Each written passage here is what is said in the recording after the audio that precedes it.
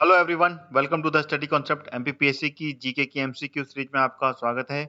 और ये 37वां वीडियो है जो कि मध्य प्रदेश एमपीपीएससी के फर्स्ट पेपर जिसमें कि 100 क्वेश्चंस बनते हैं जो कि जीके करंट अफेयर्स पर आधारित होते हैं। तो उन सभी क्वेश्चंस की ये सीरीज चल रही है जिसमें कि मैं हर वीडियो में 25 क्वेश्चंस लेके आता हूँ और वो सारे क्वेश्चंस का यहाँ पर डीप एनालिसिस आपको पूरा मिलता है। तो आप वीडियो को अंत तक जरूर देखिएगा। और ये मध्य प्रदेश की जो नया सिलेबस सभी चाल लागू किया है मध्य प्रदेश लोक सेवा आयोग ने, उसके अनुसार ये पूरी की पूरी सीरीज चल रही है। तो वीडियो ये सीरीज के साथ में आप लगातार जुड़े रहें। उसके लिए मेरा चैनल स्टडी कॉन्सेप्ट आप सब्सक्राइब कर लें ऑल नोटिफिकेशन के साथ में। ऑल का रेडियो बटन आपको क्लिक करना है, उसके बाद में सब्सक्राइब का बटन आपको सिलेक्ट करना है, जिससे कि आपको सारे वीडियोस देख पाएंगे और एक भी वीडियोस का नोटिफिकेशन आपसे मिस नहीं होगा। और साथ ही साथ में मेरे वीडियोस को आप लाइक भी जरूर करें, लाइक के साथ में शेयर भी करें, जिससे कि वो सारे विद्यार्थी जो कि एमपीपीएससी के फर्स्ट पेपर की सीरीज को मिस कर रहे हैं वो भी लगातार देख पाएं और मध्य प्रदेश एमपीपीएससी का फर्स्ट पेपर को ज्यादा से ज्यादा अटेम्प्ट करने की कोशिश करें। तो चलिए शुरू करता हूं ये 37th video for MPPSC first paper, MPPSC 2020 first paper. तो वीडियो को अंत तक आप जरूर देखिएगा। ये आ गया पहला प्रश्न आपके सामने। रिटर्निंग अधिकारी कौन होता है?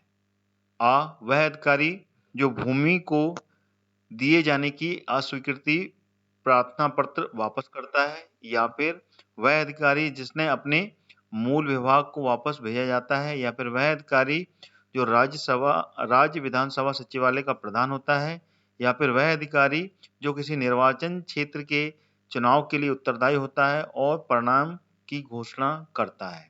तो इसका जो सही विकल्प है वह है डी।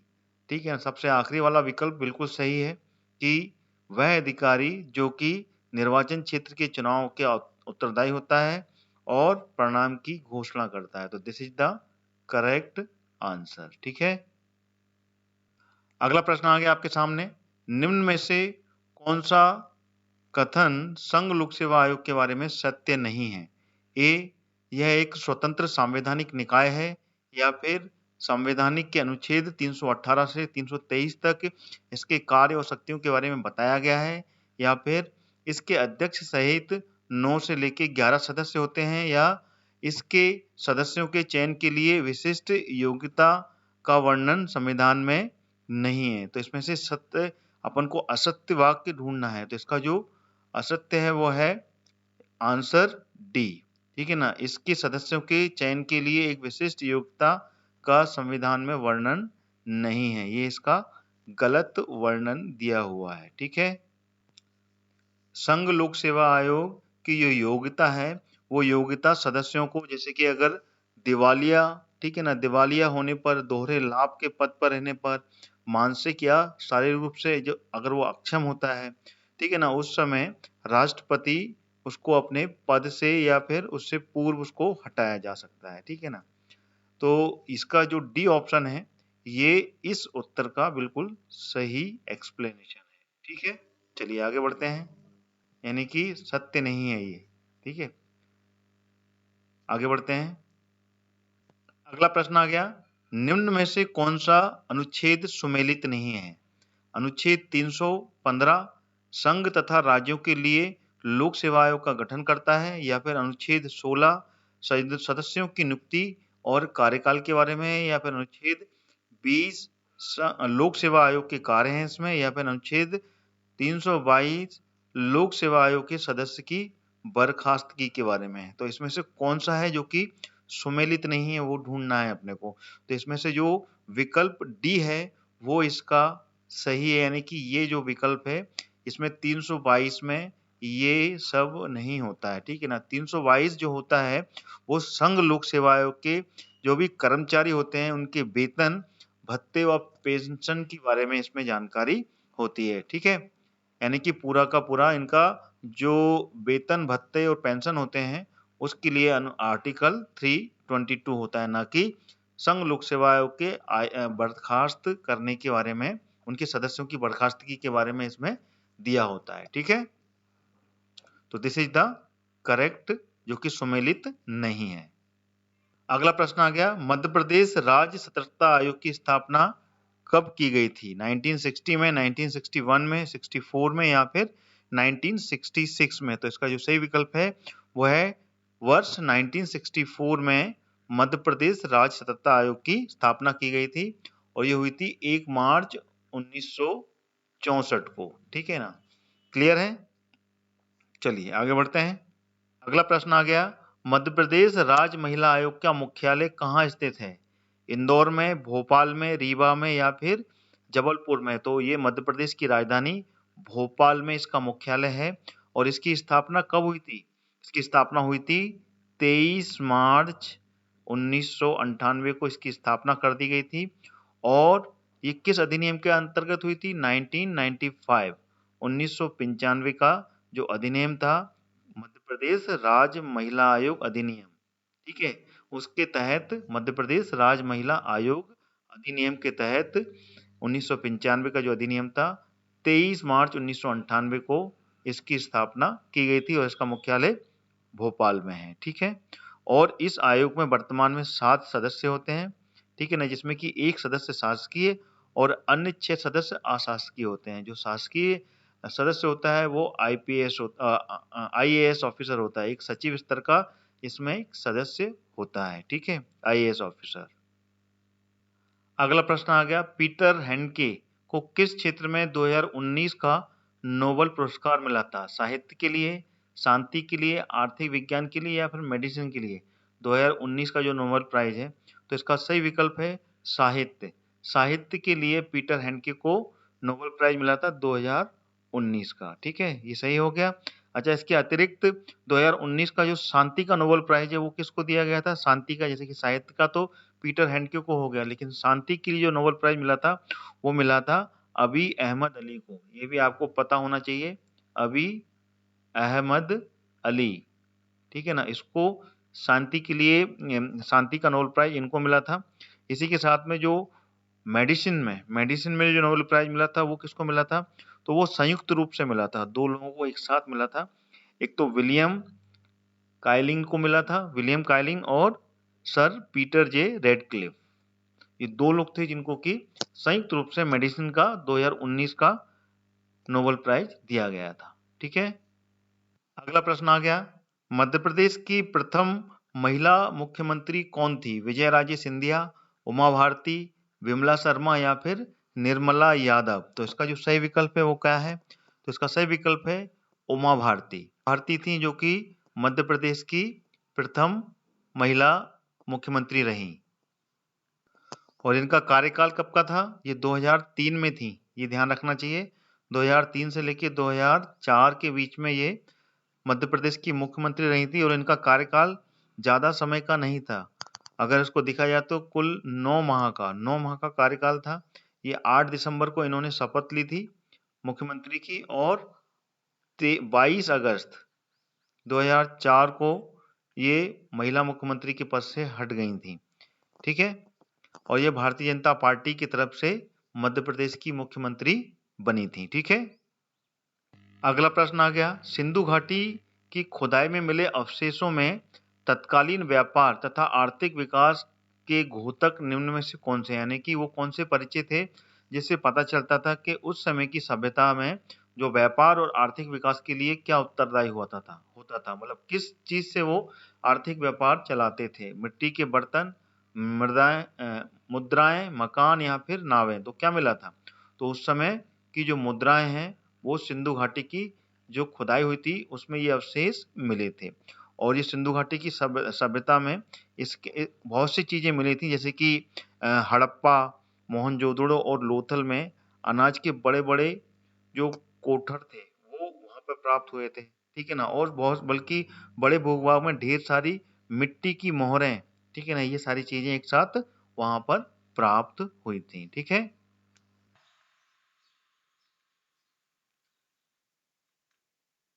आगे जाने से पहले मैं आपको बताना चाहूंगा अनअकैडमी के बारे में। अगर आप एमपीपीएससी और एमपी पुलिस की तैयारी कर रहे हैं तो अनअकैडमी आपके लिए लाया है फ्री टेस्ट। आइए जानते हैं ये कौन कौन से टेस्ट हैं और आप इनको देकर अपनी तैयारी को कैसे मजबूत कर सकते हैं। यह टेस्ट दे सकते हैं वो भी फ्री में। जो भी बच्चे एमपीपीएससी की तैयारी कर रहे हैं उसके लिए अनअकैडमी लाया है चैंपियनशिप टेस्ट सीरीज। यह टेस्ट सिर्फ आपकी तैयारी पूरी नहीं कराएगा, उसके साथ साथ मौका देगा अनअकैडमी का 1 मंथ का फ्री सब्सक्रिप्शन जीतने का।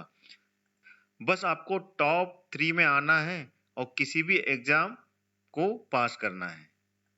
जो बच्चे एमपी पुलिस और एमपी एसआई की तैयारी कर रहे हैं उनको भी निराश होने की जरूरत नहीं है। आपके लिए भी सिमिलर अपॉर्चुनिटी है। आज ही हिस्सा लीजिए और अपनी तैयारी को मजबूत करें। पाएं मौका अनअकैडमी के सब्सक्रिप्शन जीतने का।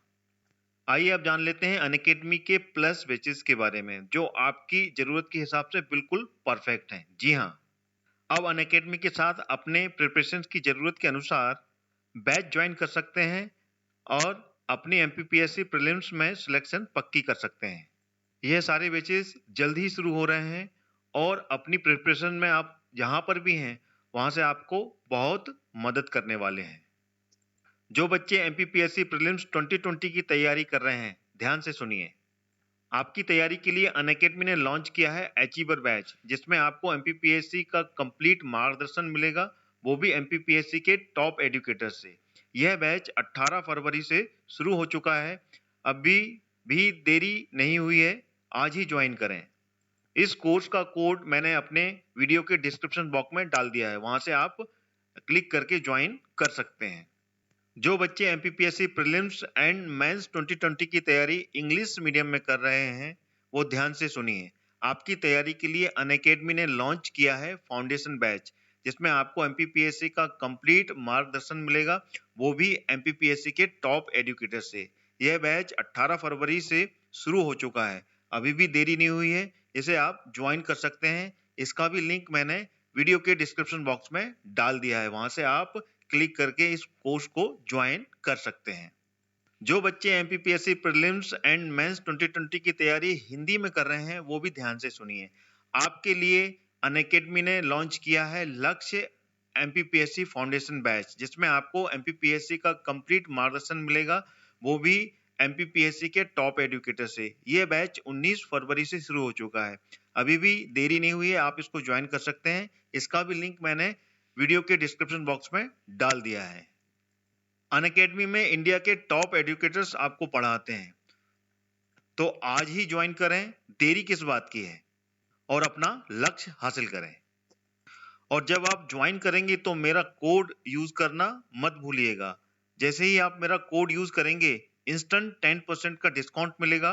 मेरा रेफरल कोड है हरदयाल कुशवाहा, जो कि कैपिटल लेटर में लिखा हुआ है। तो जल्द ही इस ऑफर का फायदा उठाइए, आखिरी कुछ दिन ही शेष रह गए हैं। 1 मार्च से ये डिस्काउंट 10% से घटकर 5% हो जाएगा। तो आज ही सब्सक्राइब करें और मेरा रेफरल कोड लगाना मत भूलिएगा। जैसा कि मैंने बताया आपको, मेरा रेफरल कोड है कैपिटल लेटर में जो आपको लिखा हुआ है, हरदयाल कुशवाहा।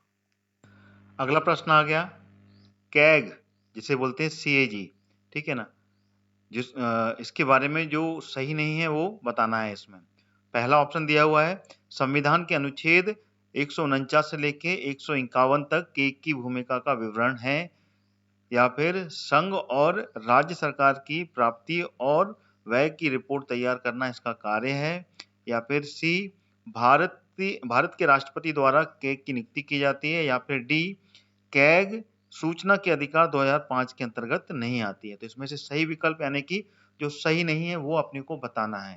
तो इसमें जो सही नहीं है वो डी ऑप्शन सही नहीं है, यानी कि कैग अंतर्गत नहीं आती है, ये गलत है। मतलब कैग सूचना के अधिकार 2005 के अंतर्गत आती है, ठीक है ना, ये इसका ऑप्शन इसमें गलत दिया हुआ है। तो ये इस क्वेश्चन के हिसाब से इसका उत्तर ये सही है। वैसे कैग जो है सीएजी सूचना के अधिकार 2005 के अंतर्गत आती है, ठीक है। और बाकी के तीनों ऑप्शंस बिल्कुल सही हैं, इसको भी आप बिल्कुल ऑप्शंस में याद रखें, क्योंकि क्वेश्चंस कहीं से भी कैसे भी बन सकते हैं। तो संविधान के अनुच्छेद 149 से 151 तक कैग के बारे में पूरी विवरण से दिया हुआ है। साथ ही साथ संघ और राज्य सरकार की जितनी भी प्राप्तियां होती हैं और व्यय होता है उसकी रिपोर्ट तैयार करना इनका कार्य होता है। और इसकी जो नियुक्ति होती है कैग की, चाहे अध्यक्ष हो या सदस्य, उनकी नियुक्ति राष्ट्रपति के द्वारा की जाती है, ठीक है। तो ये इसका करेक्ट फैक्ट है। ठीक है, याद रखिएगा। आगे बढ़ते हैं। अगला प्रश्न आ गया, नीति आयोग के बारे में निम्न कथनों पर विचार करना है। यह थिंक टैंक है जो कि भारत सरकार के संघीय सहकारिता की नीति को आगे बढ़ाती है, या फिर इसका गठन 1 जनवरी 2015 को प्रधानमंत्री को पदेन चेयरपर्सन बनाया गया था इसमें।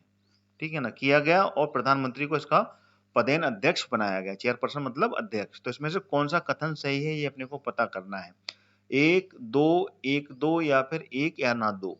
तो इसका जो सी है, यानी कि ऊपर दिए हुए दोनों विकल्प इसके बिल्कुल सही है। यानी कि ये एक थिंक टैंक है और ये भारत सरकार की संघीय सहकारिता की नीति को आगे बढ़ाती है, और ये 1 जनवरी 2015 को इसका स्थापना की गई थी, इसका गठन किया गया था। ठीक है ना, नीति आयोग की शुरुआत हुई थी, और इसके जो पदेन अध्यक्ष होते हैं वो प्रधानमंत्री होते हैं। और इस समय इसके जो उपाध्यक्ष हैं वो कौन है?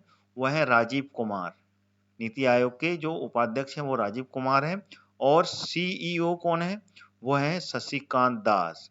ये बिल्कुल आपको याद होना चाहिए, शशिकांत दास जी इसके सीईओ हैं। ठीक है, चलिए आगे बढ़ते हैं।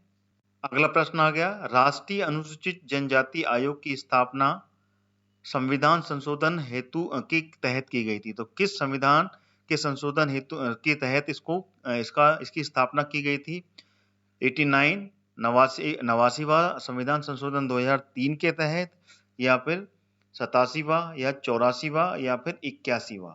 तो इसका जो सही विकल्प है वो आ विकल्प, यानी कि ए वाला विकल्प बिल्कुल सही है। 89वां संविधान संशोधन हुआ था 2003 में, और उस समय अनुसूचित जनजाति आयोग को अनुसूचित जाति आयोग से अलग कर दिया गया था, विभाजित कर दिया गया था, और 2 अलग-अलग आयोग का गठन किया गया था, और ये हुआ था 89वां संविधान संशोधन 2003 में लाया गया था।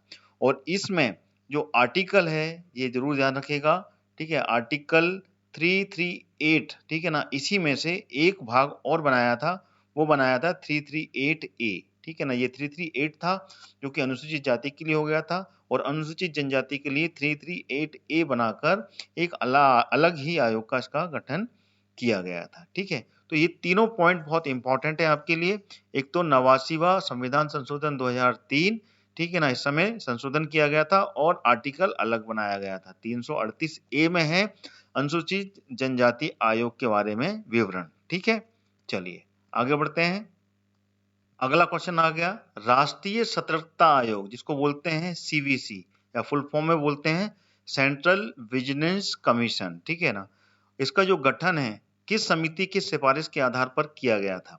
संथानम समिति, के चंद्रशेखर समिति, या फिर रेखी समिति, या फिर रमन समिति। तो इसका जो सही विकल्प है वो है संथानम समिति। संतानम समिति ने इसमें सिफारिश दी थी, और उसके बाद में सीवीसी का गठन हुआ था। ठीक है ना, और ये जो सिफारिश थी ये कब दी थी? ये दी थी 1962 में। ठीक है ना, सिफारिश के आधार पर इसका गठन हुआ था। कब? 1964 में। 1964 में सीवीसी का गठन किया गया था। ठीक है ना, और ये सीवीसी का कार्य क्या होता है? ये भ्रष्टाचार की, जो भी भ्रष्टाचार होता है, ठीक है ना, चाहे वो राज्य सरकार में हो या केंद्र सरकार में, या फिर उनके द्वारा जितने भी उपक्रम है, शासकीय उपक्रम, उसमें अगर भ्रष्टाचार होता है तो उस पर जांच और उस पर कार्रवाई की सुझाव देता है सीवीसी। ठीक है, तो this is the correct fact. ठीक है, चलिए आगे बढ़ते हैं। अगला प्रश्न आ गया आपके सामने, राष्ट्रीय हरित न्यायाधिकरण यानी कि एनजीटी, जो एनजीटी है इसके अध्यक्ष की नियुक्ति किसके परामर्श का महत्व होता है? इसमें किसके परामर्श को इसमें महत्व दिया जाता है? सर्वोच्च न्यायालय के मुख्य न्यायाधीश, केंद्रीय विधि मंत्री, राष्ट्रपति, या फिर विपक्ष के नेता। तो इसका जो सही विकल्प है वो ए विकल्प बिल्कुल सही है। इसमें सर्वोच्च न्यायालय के जो मुख्य न्यायाधीश होते हैं उनके परामर्श का इसमें बहुत महत्व होता है, और उनके परामर्श के बाद ही एनजीटी के जो अध्यक्ष हैं उनकी नियुक्ति की जाती है। अच्छा, इसका जो मुख्य उद्देश्य है एनजीटी का वो क्या है? वो है पर्यावरण। ठीक है ना, जो एनवायरनमेंट है, ठीक है ना, जो एनवायरनमेंट में जो भी पर्यावरण संबंधी मुद्दे होते हैं, चाहे वो किसी जगह पे हरा भरी क्षेत्र को बढ़ाना है आगे, या फिर वहां पे कहीं पे कोई ऐसा कार्य हो रहा है जिससे कि पर्यावरण को नुकसान पहुंच रहा है, तो उन सभी मुद्दों को तेजी से निपटाना जिससे कि देश की अदालत में लगे हुए मुकदमों का अलग से बोझ ना बढ़ सके। तो अलग से इसका एक न्यायाधिकरण बनाकर इस पूरी क्रियाकलाप को आगे बढ़ाया जाता है। अच्छा, ये एनजीटी की स्थापना कब हुई थी, ये भी जानकारी बहुत ज़रूरी है। इसकी स्थापना हुई थी 18 अक्टूबर 2010 को, ठीक है ना, एनजीटी बनाया गया था। और एनजीटी का जो हेडक्वार्टर है वो कहाँ पर है, ये भी पता होना चाहिए। वो है न्यू दिल्ली में। ये भी क्लियर है आपको? चलो, ये भी क्लियर हो गया। और इसी के साथ-साथ में इसमें ये तो इसका हेडक्वार्टर हो गया जो न्यू दिल्ली में है, लेकिन इसके क्षेत्रीय कार्यालय भी हैं 4। वो कहाँ-कहाँ पर हैं, ये भी पता होना चाहिए। देखिए, एक तो मध्य प्रदेश की राजधानी भोपाल में है, दूसरा पूना में है, तीसरा कहाँ पर है? तीसरा है चेन्नई में, ठीक है ना, और चौथा कोलकाता में है। ये भी बहुत इम्पोर्टेंट है, कोलकाता, ठीक है। तो ये 4 क्षेत्रीय कार्यालय बनाए गए हैं एनजीटी के, और ये हेडक्वार्टर है, उसकी स्थापना जो है 18 अक्टूबर 2010 को की गई थी। अच्छा, इसमें टोटल कितने सदस्य होते हैं? इसमें टोटल सदस्य होते हैं, अध्यक्ष को मिलाकर 10 सदस्य होते हैं, यानी कि 1 + 9 लोग इसमें होते हैं, ठीक है। क्लियर है? और इनका जो कार्यकाल होता है वो कितने समय का होता है? 5 वर्ष का, ठीक है। ये क्लियर हो गया। और ये एक न्यायिक संरचना होती है, ठीक है। क्लियर हो गया? चलिए आगे बढ़ते हैं। अगला प्रश्न आ गया आपके सामने, निम्नलिखित समितियों में से कौन सी समिति संसदीय समिति है? पहली लोक लेखा समिति, प्रकलन समिति या फिर सरकारी उपक्रम समिति। तो इसमें से नीचे दिए गए कूटों को में से सही उत्तर कौन से हैं, ये अपने को बताने हैं। यानी कि संसदीय समिति कौन-कौन सी हैं? 1, 2, 1, 3, 2, 3 या 1, 2, 3। तो इसका डी का जो कूट है वो बिल्कुल सही है, यानी कि ऊपर दिए हुए तीनों समितियां संसद समिति कहलाती है। लोक लेखा समिति, प्रकलन समिति और सरकारी उपक्रम समिति। लोक लेखा समिति, इसके जो टोटल सदस्य होते हैं वो कितने होते हैं, आइए सबको क्रमबद्ध तरीके से समझने की कोशिश करते हैं। इसमें लोक लेखा समिति के जो सदस्य होते हैं वो टोटल 22 होते हैं इसमें, और प्रकलन समिति में कुल सदस्य 30 होते हैं, और सरकारी उपक्रम समिति की सदस्यों की संख्या 15 होती है। लोक लेखा समिति का जो गठन हुआ था वो कब हुआ था? ये ब्रिटिश काल के दौरान हुआ था, 1921 में। 1921 में जो भारत सरकार अधिनियम लागू हुआ था। कब हुआ था भारत सरकार अधिनियम?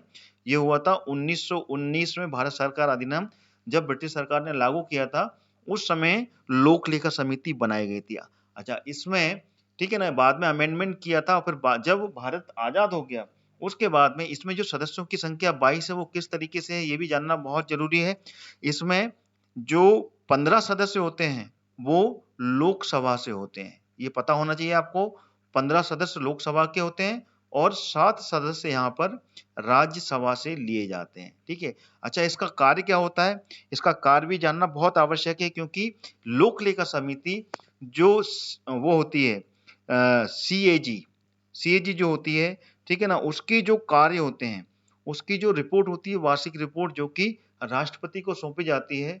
राष्ट्रपति जब अब उस रिपोर्ट को संसद के समक्ष प्रस्तुत करता है, तो लोक लेखा समिति उस रिपोर्ट की जांच करती है। ये इसका मुख्य कार्य होता है लोक लेखा समिति का, सीएजी की वार्षिक रिपोर्ट की जांच करना, जिसमें कि 15 लोकसभा के सदस्य होते हैं और 7 राज्यसभा के होते हैं। इसी तरीके से जो प्रकलन समिति होती है, इसमें 30 सदस्य होते हैं, ठीक है ना। और इसे 30 जो सदस्य होते हैं, ये पूरे के पूरे सदस्य जो होते हैं ये लोकसभा से होते हैं। ये जरूर ध्यान रखिएगा, ये पूरे के पूरे लोकसभा से सदस्य होते हैं, इसमें राज्यसभा का कोई प्रतिनिधित्व नहीं होता है। अच्छा, इसका जो कार्य होता है प्रकलन समिति का, जिस तरीके से नाम दिया हुआ है प्रकलन, यानी कि किसी भी कैलकुलेशन के बारे में जानकारी और उसकी जांच करना, यानी कि ये बजट का जो काम होती है, लोकसभा में जो बजट प्रस्तुत किया जाता है उस बजट के अनुमानों की जांच करना और उसके बारे में पूरा सुझाव देना प्रकलन समिति का कार्य होता है। इसी तरीके से जो सरकारी उपक्रम समिति है उसके सदस्य कितने? 15 होते हैं। तो इन 15 सदस्यों में 10 सदस्य लोकसभा से होते हैं, ठीक है ना, काफी लंबा पड़ेगा ये, इसको थोड़ा समझना जरूरी है। और 5 सदस्य जो होते हैं ये राज्यसभा से होते हैं, ठीक है। और ये जो कार्य करती हैं, जितने भी सरकारी उपक्रम हैं जो कि राज्यसभा और राज्य सरकार और केंद्र सरकार के द्वारा जो भी उपक्रम होते हैं, उस उपक्रम की जो रिपोर्ट कैग तैयार करता है, ठीक है ना।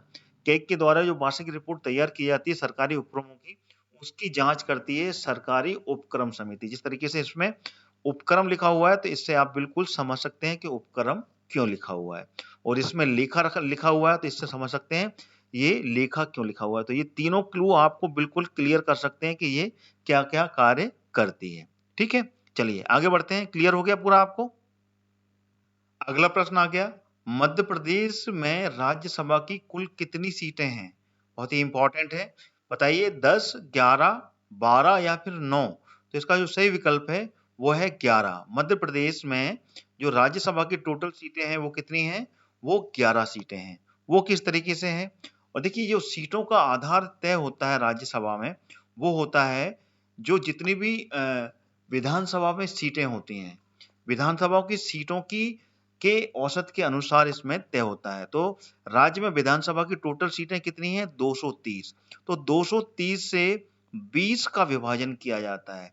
जब 20 का विभाजन करते हैं तो टोटल जितनी सीटें होती हैं वो सीटें राज्यसभा की सीटें कहलाती हैं। तो इसमें मध्य प्रदेश की टोटल 11 सीटें कुछ इस अनुपात से तय हैं। ठीक है, ये क्लियर हो गया। और लोकसभा में कितनी सीटें हैं? लोकसभा में टोटल कितनी सीटें हैं मध्य प्रदेश से लोकसभा में?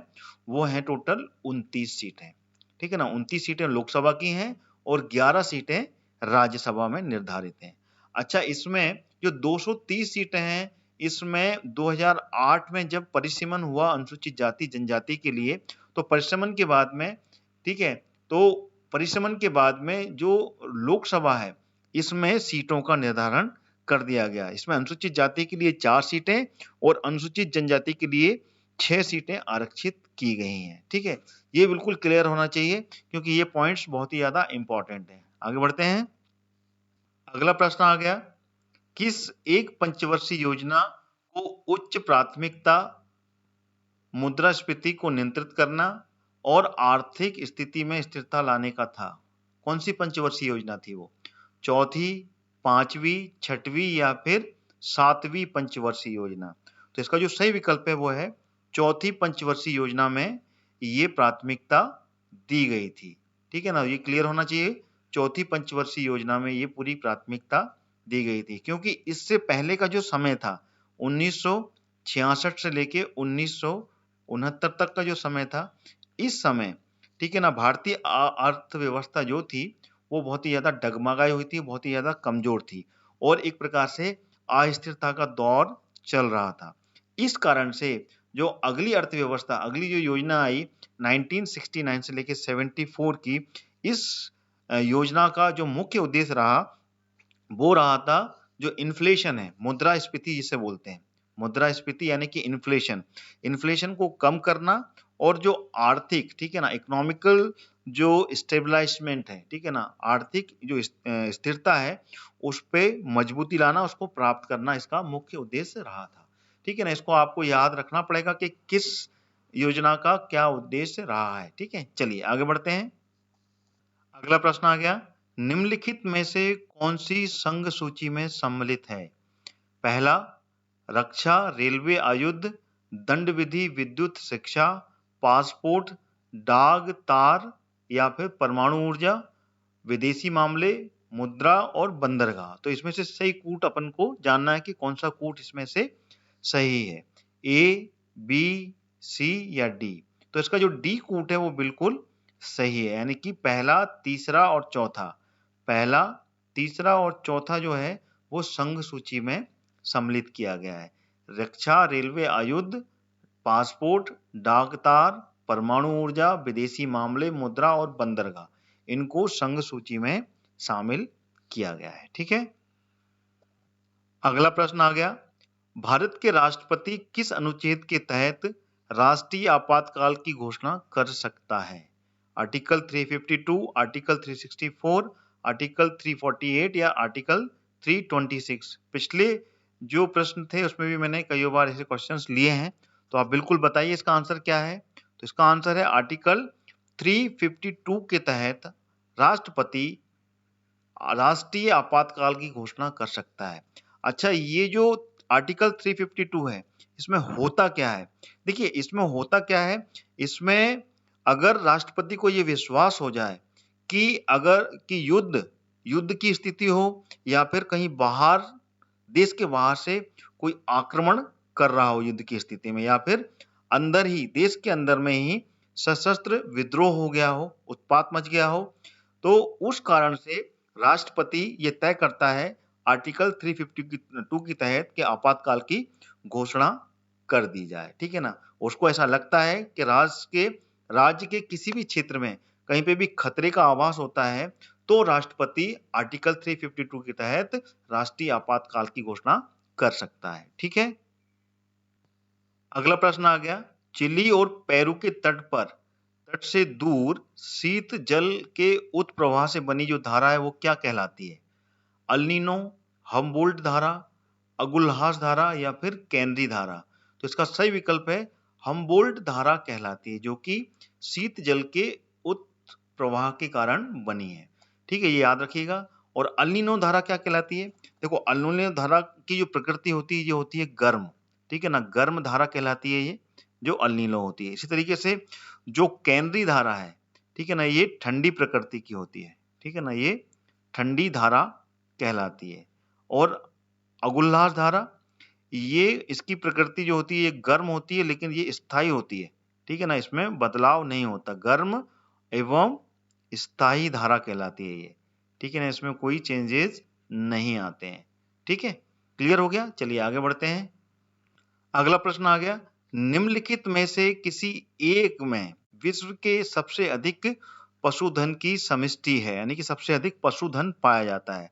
ब्राजील में, ब्राजील, चीन, भारत या फिर संयुक्त राज्य अमेरिका? तो इसका जो सही विकल्प है वो है अपना प्यारा भारत। यहाँ पे की पशुधन बहुत अधिक है। अगर इसको प्रतिशत के मामले में, परसेंटेज में देखा जाए, तो पूरे विश्व का 19% पशुधन भारत में मौजूद है, ठीक है ना।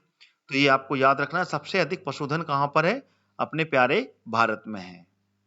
अगला प्रश्न आ गया, सुपरनोवा क्या है?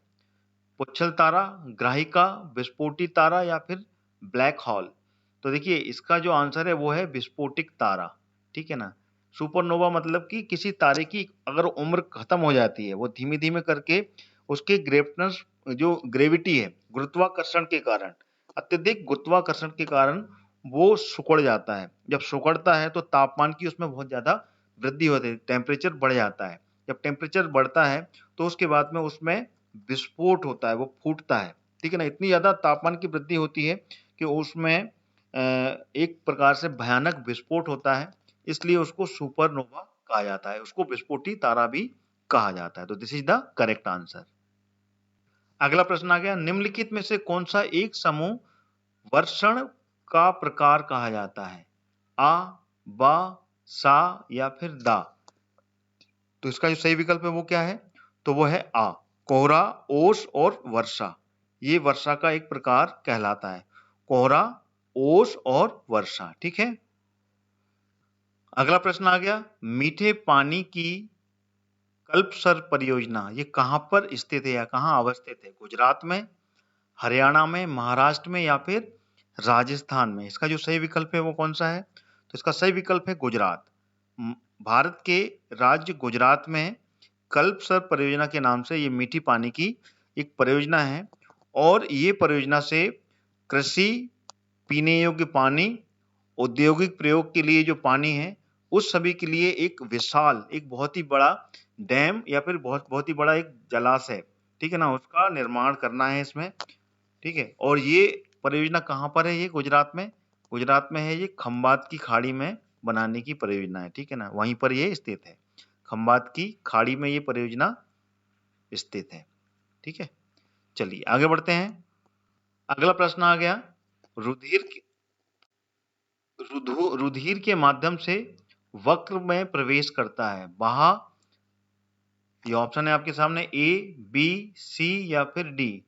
ये साइंस से रिलेटेड क्वेश्चन है, तो इसका जो सही विकल्प है वो कौन सा है? तो इसका विकल्प जो सही है वो आपको सिर्फ सिंगल लाइन फैक्ट में याद करना है, वक्र धमनी, ठीक है ना, this is the correct answer, ठीक है, वक्र धमनी कहा जाता है जो प्रवेश करता है।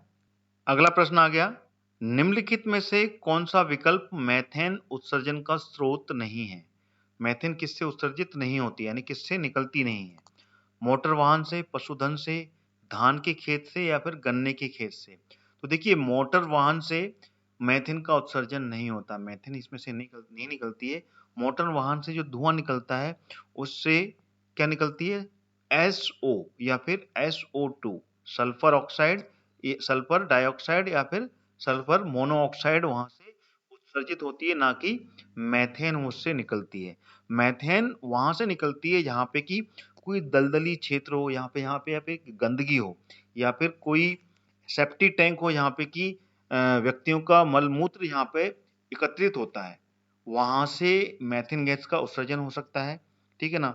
इसको जो कहते हैं मेथेन को, इसको बोलते हैं मार्स की गैस। ठीक है ना? मार्स यानी कि मंगल की गैस कहा जाता है, क्योंकि ये यहाँ पर अत्यधिक सड़न होती है, यानी कि कहीं पे भी सड़ांध हो, कहीं पे भी बदबू आए, तो समझ लो कि वहां पर मेथेन का उत्सर्जन स्वाभाविक है। ठीक है? तो मोटर वाहन से मेथेन गैस का उत्सर्जन नहीं होता है। ठीक है? तो ये थे टोटल 25 क्वेश्चंस जो कि मैंने आपके सामने रखे। वीडियो कैसा लगा आपको?